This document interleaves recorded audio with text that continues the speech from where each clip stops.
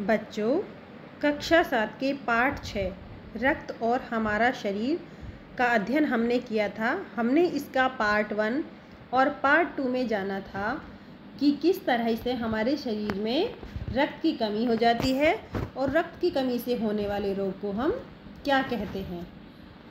और इसमें जब अनिल अपनी छोटी बहन दिव्या की जांच के लिए डॉक्टर के पास लेकर जाता है तो उसको यही बीमारी बताई जाती है, रक्त की कमी से होने वाली बीमारी एनीमिया।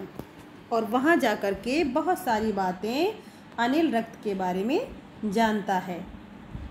तो हमने कहाँ तक पढ़ लिया था कि दीदी उसको रक्त के बारे में बहुत सारी जानकारियाँ दे रही होती हैं और किस तरीके से इन बीमारियों से हम बच सकते हैं उसको वो सलाह देती हैं। और वो बताती हैं कि किस तरह सफ़ेद कण हमारे शरीर में वीर सिपाही की तरह डटकर रोगाणुओं का सामना करते हैं और किस तरीके से हमारे शरीर से बहता हुआ रक्त रुक जाता है। वो सब कुछ, ये सब बातें अनिल जानता है। किसके द्वारा? डॉक्टर दीदी के द्वारा।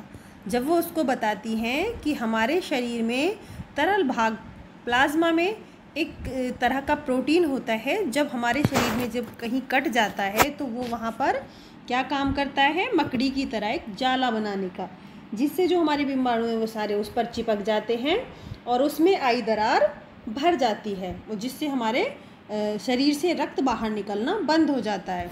तो तब अनिल के दिमाग में एक सवाल आता है कि दीदी, यदि घाव बहुत गहरा हो तो तब क्या करना चाहिए, तब कैसे हमारा खून रुकेगा? बात भी सही है। तो वो क्या कहती हैं, हाँ, ऐसे समय में हमें व्यक्ति को जल्दी से डॉक्टर के पास ले जाना चाहिए। आपने देखा होगा कई बार बहुत ज़्यादा बुरी तरीके से कहीं से हमारा हाथ पैर किसी का भी कट जाता है और बहुत ज़्यादा रक्त बहना शुरू हो जाता है, तो वहाँ पर हमें क्या करना चाहिए? वहाँ पर क्योंकि इतनी जल्दी हमारा रक्त नहीं रुकता है तो फिर हमें वहाँ पर कसकर कोई कपड़ा बांध देना चाहिए और उस व्यक्ति को तुरंत डॉक्टर के पास ले जाना चाहिए। और वो डॉक्टर क्या करता है, जब उसके पास ले जाते हैं वो उसको देखता है और कई बार ऐसा होता है कि घाव बहुत ज़्यादा होता है तो वहाँ पर स्टिचिंग यानी टाँके भी लगाने पड़ते हैं, सिलना पड़ता है वहाँ पर, तब जाकर वो खून रुकता है। तो किंतु डॉक्टर के पास पहुँचने तक के समय में चोट के स्थान पर कसकर एक कपड़ा बांध देना चाहिए, जिससे कि जो रक्त है, ब्लड है, वो बहुत ज़्यादा बाहर ना निकले। तो दबाव पड़ने से रक्त का बहना कम हो जाता है, जो इस व्यक्ति के लिए काफ़ी लाभदायक सिद्ध होता है। किंतु अगर बहुत अधिक रक्त बह जाए तो क्या करते हैं, फिर उसे रक्त चढ़ाने की भी ज़रूरत पड़ती है। आपने सुना होगा कि उसको खून की कमी थी, उसको खून चढ़ाया।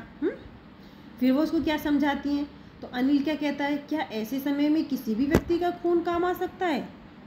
यानी हम अगर अपने किसी रिलेटिव्स को देना चाहें तो क्या हम उसको उसकी मुसीबत के समय में उसको खून दे सकते हैं? तो दीदी उसको बताती हैं कि अनिल, हर किसी का रक्त एक जैसा नहीं होता।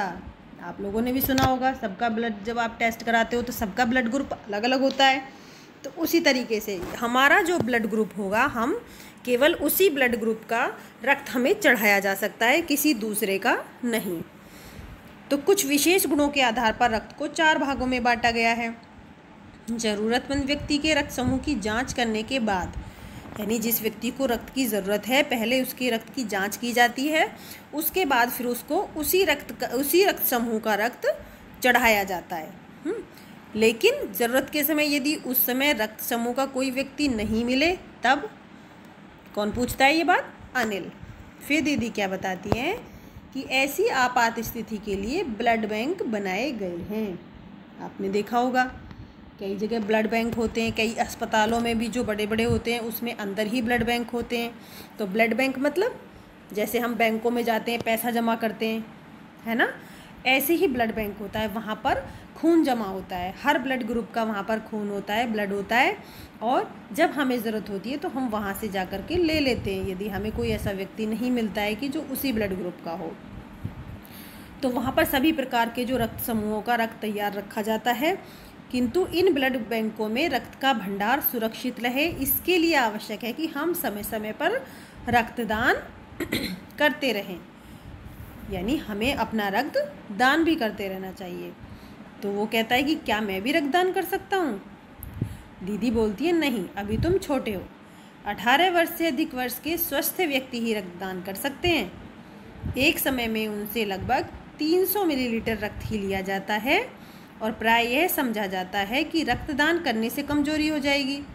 बहुत से लोग रक्तदान नहीं करते ना, ये सोच के कि नहीं हमें तो कमी हो जाएगी रक्त की। पर ये जो उनका विचार है, ये जो सोच है, ये बिल्कुल गलत है। हमारा शरीर इतना रक्त तो कुछ ही दिनों में बना लेता है। आपने ये जाना भी है इस पाठ में।